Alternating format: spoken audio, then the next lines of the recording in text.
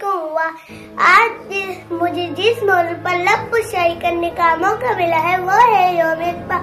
प्यारे दोस्तों, हर साल 9 नवंबर को अल्लामा इक़बाल की पैदाइश का मनाया जाता है। अल्लामा इक़बाल ने अपनी शायरी के जरिए मुसलमानों को अल्लामा इक़बाल ने जवानों को पढ़ने की तकीद की। आपने फरमाया लिखना नहीं आता मेरी जान पढ़ा कर, लिखना नहीं आता तो मेरी जान पढ़ा कर, हो जाएगी तेरी मुश्किल आसान पढ़ा।